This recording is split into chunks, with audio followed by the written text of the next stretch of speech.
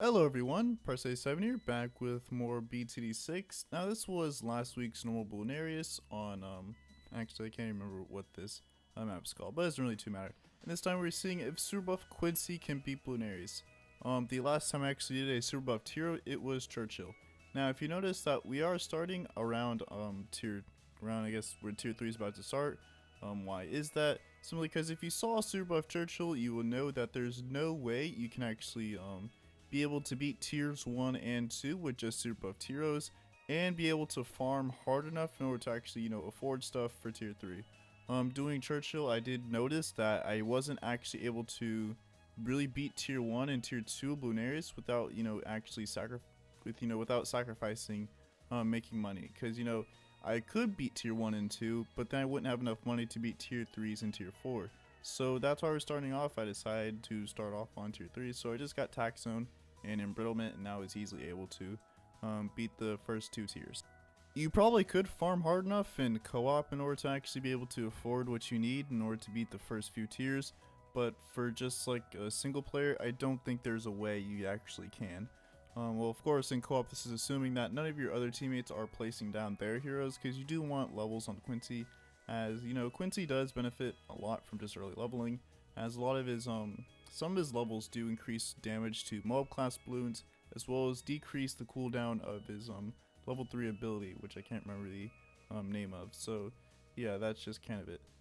So I guess, technically, no, you can't actually beat Super Buff, you can't beat Bloonarius with just Super Buff Quincy, because you can't farm hard enough for tier 1 and to be able to beat tier 2, 3, and 4. So I guess the answer to that is no, but it's still, you see how well Quincy does for the last few tiers and compare him to Churchill.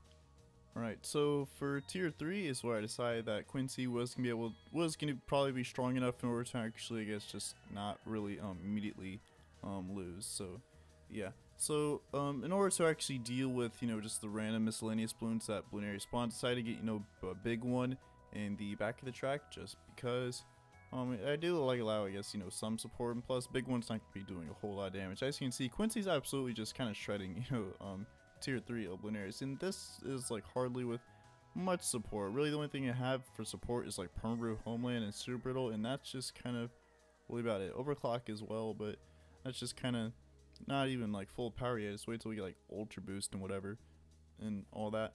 So I guess it was actually kind of pretty cool just seeing Quincy absolutely shred tier 3. I believe that this was a lot better than when Churchill did it. I think Churchill did struggle a lot for, I think Churchill struggled through, I think most tiers is when he did struggle. So I guess it's just kind of like a cool comparison to see that, Quincy actually is kind of doing better than Churchill, which is slightly a bit sad considering, Churchill is, his main, like, whole, like, idea of Churchill is that, he's just supposed to be a DPS powerhouse, as well, him being the most expensive hero, you would expect him to do the best, but surprisingly, I guess, Quincy does benefit better from buffs than, Churchill does.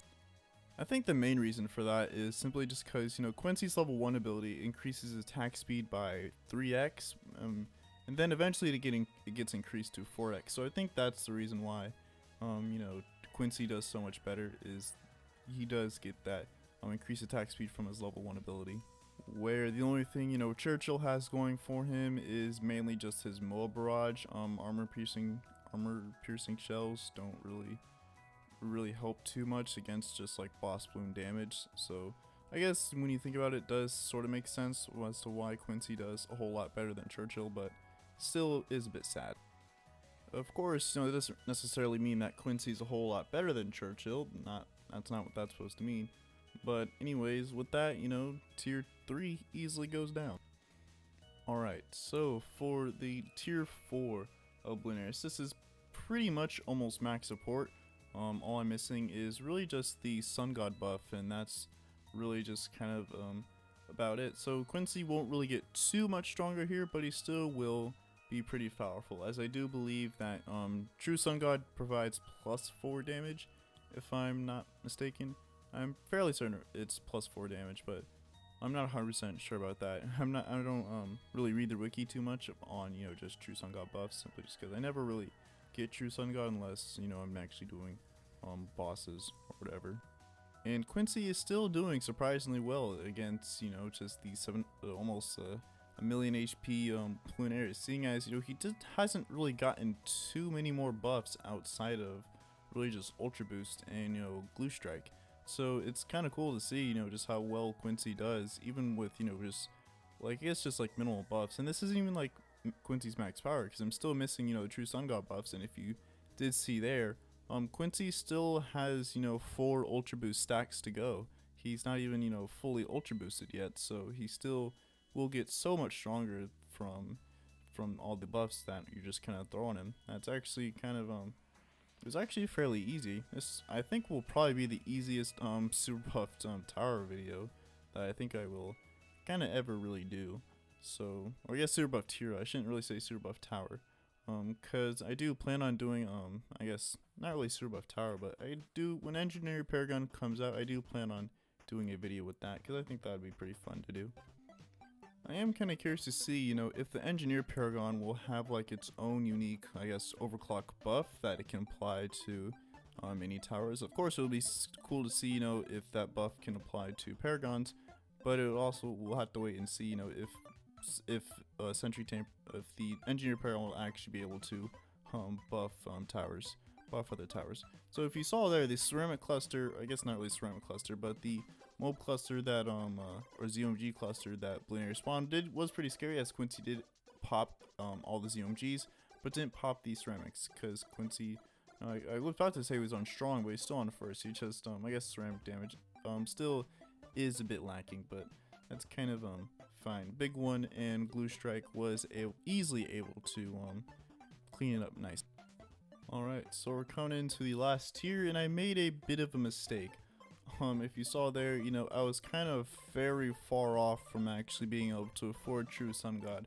Apparently I didn't really farm hard enough in the earlier tiers. That's kind of my fault. I did get a bit lazy when it did come to farming, so that was a bit of an issue on my part. But it's, hey, it's kind of a whatever thing, so I guess there's that. So I went home and quit out a few times just to see, you know, if selling everything would still be able to afford me True Sun God. It was a no, so again, I just figured, you know, I don't really necessarily need it immediately, and Quincy probably could beat tier 5 without True Sun God buff, but I still did want it, simply just because, you know, I feel like any buff could just kind of help out at this point. Also, the damage dealt was a bit slow, if I do have to say. So I guess, you know, Quincy desperately did need that True Sun God buff. At the time, I was just kind of thinking to myself, oh, Quincy might not actually be able to do this. And so I was kind of hoping that that wasn't the case, as I do think Quincy is a lot better than what people do give him credit for. He's a very easy to use kind of early game hero that you just kind of place down and forget. Of course, you can micro his abilities, but it's just kind of a thing you just kind of second everything you think about. So I was still, you know, just kind of selling everything and trying to afford you know, True Sun God as soon as possible.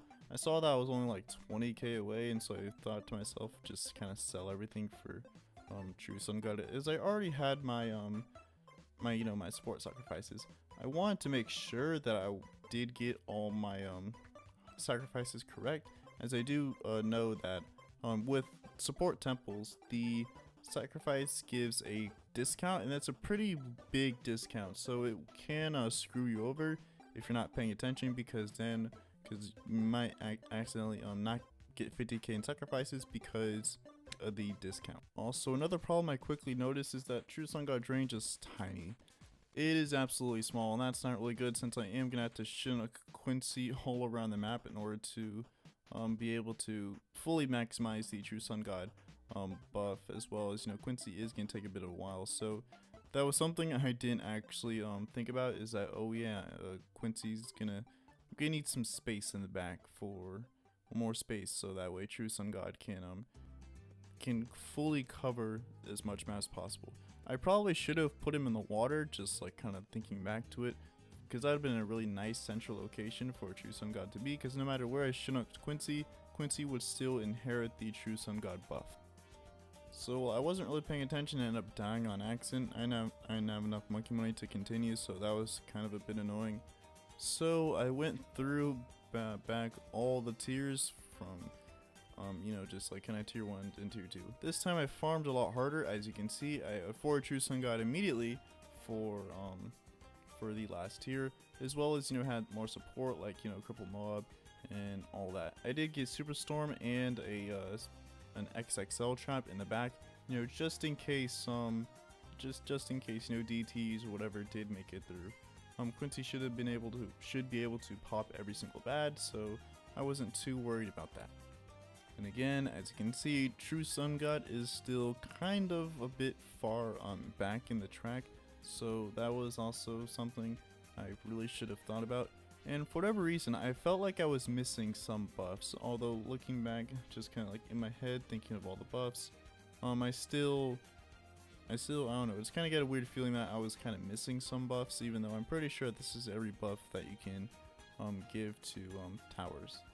Now, thinking back to other super buff videos, I wonder if it would be worth it to ever use Zeely. I always go for Benjamin in my super buff, you know, towers videos, simply just because if the tower is expensive or it needs a lot of support for, you know, the earlier tiers, you know, Benjamin will give me that extra boost in cash that I need in order to be able to afford that support. But I'm wondering if Zeely would be more than worth it, because I'm pretty sure Zeely provides, you know, attack speed, pierce, and I want to say damage, but I'm not 100% sure on the damage. But I do know Zeely provides attack speed and pierce, which would be good for, well, I guess the attack speed would just be good for single target damage. And also would be better for Elite Defender. Kind of wonder why I didn't really think about that when I was doing Elite Defender. I think Zeely would be the better hero for, I guess, super buffed Elite Defender, since, you know, Elite Defender can have full increased attack speed every time it loses a life, so I guess I'll eventually redo that, so I guess that's always kind of cool. And so you see here, Quincy is no longer in range of the True Sun God anymore, so he's not getting that buff anymore. But I figured that, you know, I probably wasn't needed, since Quincy was still doing a fair amount of damage, and I figured that True Sun God buff probably didn't really matter too much. I did sort of want it though, so my plan, even though it was under the range of the village, I decided just to Chinook Permabrew over it just to give it slightly longer range. So I was kind of hoping that the extra range that from Permabrew would encompass Quincy, and yes it did, so that was kind of a good thing for me. That also means I can't really move Quincy too much, but Quincy's range is fairly large at this point to where I don't necessarily need to move Quincy anymore.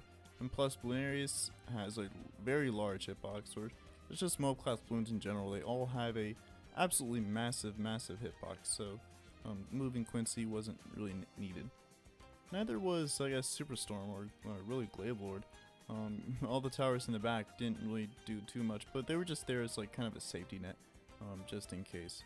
So if you see here, I guess yes, Quincy, super buff Quincy can beat Bloonarius if you ignore tier 1 and 2, but if you want to beat Quincy for tier 1s, I don't think you can do it in single player, but I'm fairly certain you could probably do it in like co-op or something else. But if that's the end of the video, if you enjoyed, you know, like, comment, subscribe, join Discord, link is down below in the description.